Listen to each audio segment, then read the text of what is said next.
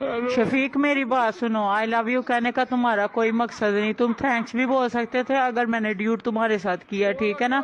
इसका मतलब ये नहीं है कि तुम मुझे आई लव यू बोल दो।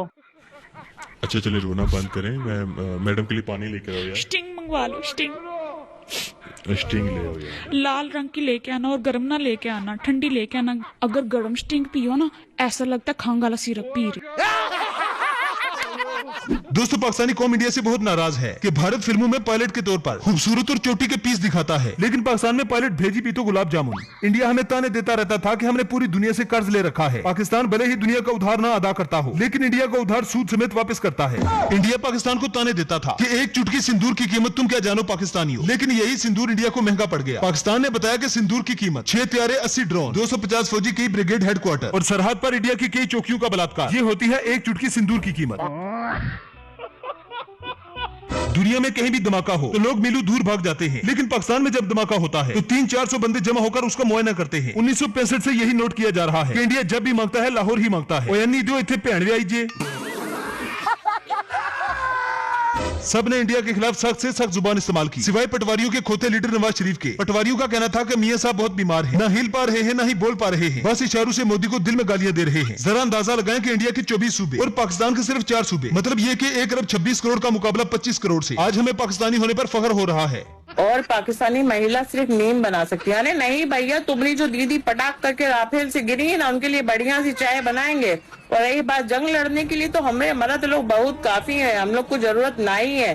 कहा भैया मिशन सिंदूर स्टार्ट किए तो कोनो मर्द वरद नहीं है क्या? सारी महिला ही भेजोगे? हाँ, कोनो मर्द लोगों को भेजो, मर्द लोगों का मुकाबला हो, कहा महिला उठा के भेज रहे हो? हाँ बस। कहते हैं कि मुर्गों की लड़ाई में जब चौधरी का मुर्गा मार खाने लगता है तो चौधरी साहब लड़ाई को रुकवा देते हैं। ऐसे ही हाल कुछ इंडिया के साथ भी हुआ। जैसे इंडिया को मार पड़ने लगी तो इंडिया का बाप ट्रम्प बोल पड़ा, कहा कि इंडिया एक मस्कीन मुल्क है और मस्कीनों को मारना अच्छी बात नहीं, थोड़ा तरस खाओ। हाँ भाई, तुसी तो नाश्ता करन लाहौर आना सी, तुसी ते आए को नहीं, तो लाहौर वाले ਤੁਹਾਨੂੰ नाश्ता देने घर आ गए ਤੁਹਾਡੇ। ਫੜੇ ਵਾਲੀ ਜੀ ਹੈ ਜਵਾਨ ਆਏ ਸਾਲਾ ਠੋਕ ਕੇ ਨਾ ਕਿੱਲੇ ਵਿੱਚ ਬੰਦਾਲਾ ਦੇ।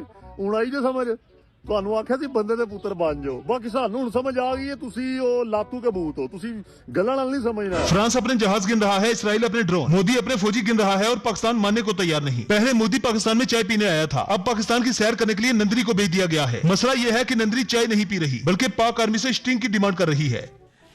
अच्छा चले रोना बंद करें, मैं मैडम के लिए पानी लेकर आओ यार। स्टिंग मंगवा लो, स्टिंग स्टिंग ले आओ यार। लाल रंग की लेके आना और गर्म ना लेके आना, ठंडी लेके आना। पाकिस्तानियों को अफसोस तो इस बात का है कि हमारे पड़ोसी नहायत ही भड़वे हैं। फिल्मों में हमें दीपिका, करीना कतरीना और तमन्ना भाटिया को दिखाया गया, लेकिन हकीकत में बवासीर को हमारे पास भेज दिया। मुझे अपने घर जाना है, मुझे घर जाना है, मुझे अपने घर। इससे पहले हमने पाक भारत जंग के बारे में सिर्फ सुना था, लेकिन 2025 की जंग को हमने अपनी आंखों से देखा। अब कम से कम हम अपने बच्चों को बताया करेंगे कि 2025 की पाक भारत जंग हमने लाइव देखी है। यकीनन इंडिया वालों को अब समझ आ गया होगा कि पाकिस्तान में ट्रकों के पीछे ना छेड़ मलंगा नू क्यों लिखा होता है। पड़ोसियों ना सॉफ्टवेयर अपडेट होने तो बाद जंग बंद हो गई से।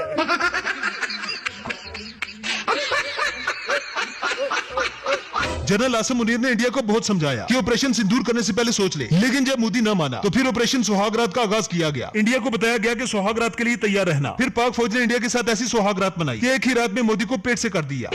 कब हो गया ये? कब हुआ कब? इंडिया के चैनल्स ने तो हर तरफ तबाही फेर दी थी। हो चुका है युद्ध शुरू पाकिस्तान में, ध्वस्त हो चुका है पूरा पाकिस्तान, पूरे पाकिस्तान में लग चुके हैं लाशों के ढेर। इंडियन मीडिया के मुताबिक अब हम कब्रू में हैं और कब्रू में लेटकर मोदी की माँ बहन एक कर रहे हैं। दोस्तों, फ्रांस ने मोदी को खबरदार किया था कि हमारा राफेल जंग में न उड़ाना, अगर पाकिस्तान ने गिरा दिया तो मार्केट में हमारे जहाज की कीमत गिर जाएगी। अब पाकिस्तान दावा कर रहा है कि हमने 3 राफेल गिरा दिए हैं और जब से राफेल तैयारे गिरे हैं, तैयारे की कीमत में हजारों डॉलर की कमी आ चुकी है। पाकिस्तान एयरफोर्स ने इंडिया के राफेल तैयारों का ऐसा कबाड़ बनाया है कि अब कबाड़िए भी इस 3 डब्बे को लेने को तैयार नहीं। कबाड़ियों का कहना है कि 70 रुपए फी किलो अगर देना है तो दे दो। राफेल से अच्छा तो हमारे मुल्क में हुंडा 125 है, जो कम से कम वारदात के बाद पकड़ा तो नहीं जाता। 1500 करोड़ का जो राफेल मंगाया गया था, इन्हीं लोग के लिए मंगाया गया था। हम मोदी से अपील करेंगे कि आप राफेल को भेजिए पाकिस्तान। लेलन बेच लो, सुक्कियां रोटियां बेच लो, पित्तल सिल्वर टीन डब्बा बेच लो, रद्दी किताबां बेच लो, अड्डे वालियां जुत्तियां, जॉगर बूट बेच लो, पानी वाले। जिस तरह से पाकिस्तानी एयरफोर्स ने राफेल तैयारे गिराए, अगर ऐसे ही एक और राफेल गिर गया तो यकीन जाने के पाकिस्तान के साथ साथ फ्रांस भी इंडिया पर हमला कर देगा। और तेरे को बिना वजह पीटा उसने? कोई वजह नहीं थी भाव, उसने तो आपके माँ बाबूजी को भी 4-5 गालियां दी और मुझे भी 4-5 ठोक दी। उल्टा लगा के देता उन लोगों को। अरे उसी वक्त आपका ख्याल आ गया, इसलिए हाथ रुक गया। तो चलिए आज के इस एपिसोड में एक बार फिर से हम इंडिया और पाकिस्तान की जंग के दौरान पाकिस्तानियों के कुछ ऐसे फनी रिएक्शन आपके लिए लाए हैं जिन्हें देखकर आपको मजा आएगा और बहुत मजा आएगा। माँ कसम सिलसिले आगे हैं। मैं आप लोगों को ये बताना चाहता हूँ, इधर कोई ड्रोन गिरा है और वो कह रहे हैं कोई लड़का 125 पे उठा के भागा है। तो अभी तक की ताज़ा तरीन इत्तलात आपको दे रहे हैं Lahore DH H block phase 6 से कि कोई लड़का मोटरसाइकिल पे उठा के भागे है, पीछे वाला लड़का पकड़ा गया है, आगे वाला टैंकी पे रख के निकल गया।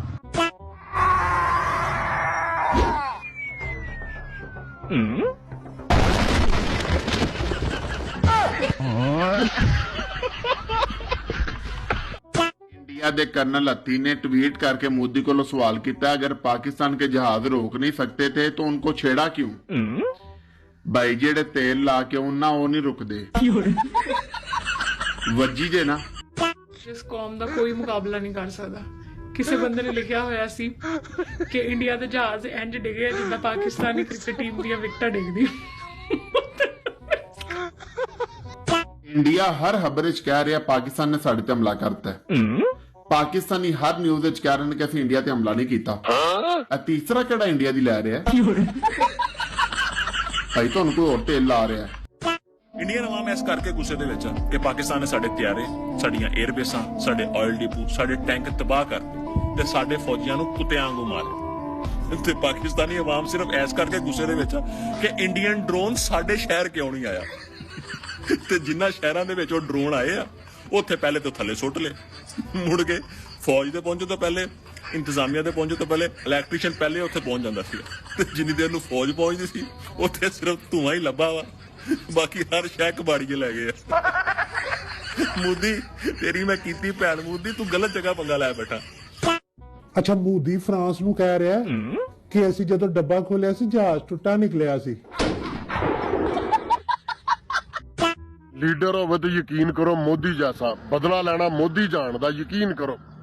ਉਹਨੇ ਆਪਣੇ 26 ਬੰਦਿਆਂ ਦਾ ਬਦਲਾ ਇੰਡੀਆ ਦੇ 2600 ਫੌਜੀ ਮਰਵਾ ਕੇ, ਇੰਡੀਆ ਦੀਆਂ ਛਾਉਣੀਆਂ ਤਬਾਹ ਕਰਵਾ ਕੇ, ਇੰਡੀਆ ਦੇ ਹੈੱਡਕੁਆਟਰ ਤਬਾਹ ਕਰਾ ਕੇ, ਇੰਡੀਆ ਦੇ 5 ਜਹਾਜ਼ ਤਬਾਹ ਕਰਕੇ ਉਹਨੇ ਬਦਲਾ ਲਿਆ।